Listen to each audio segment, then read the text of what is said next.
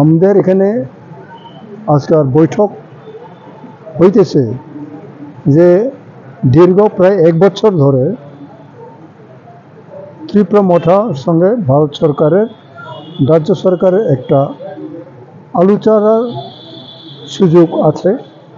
এই সুযোগটা আমরা ভাবছিলাম যে এটা ত্রিপুরা জনসাধারণের পক্ষেই যাবে, কিন্তু এখানে রাজনৈতিক টানাটানি করাতে আমাদের যে মহারাজ প্রদ্যুৎ কিশোর দেববর্মা ওনাকে আমরা সমস্ত আমাদের কনফিডেন্স আমরা দেই উনি আলোচনা করুক। সেইভাবে উনি খুব ধৈর্য ধরে আলোচনা করলেন, কিন্তু আজ অবধি ভারত সরকারের তরফ থেকে সেরকম কোনো পজিটিভ আমরা পাইনি, যার জন্য উনিও খুব দুঃখিত হয়েছেন, আমরা খুব দুঃখিত।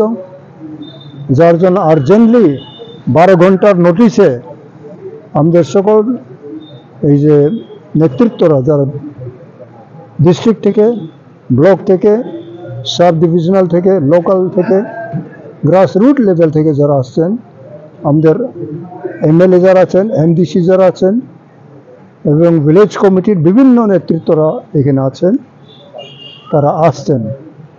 আমরা ওনাদের কাছে এইটাই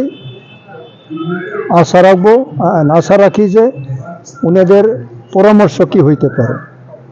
আমরা একটা লাইন দিক নির্ণয় করছি যে আমরা হাথাই কতরে অনশন যাব শান্তিপূর্ণভাবে, যাতে কোনো বিশৃঙ্খলতা না হয়।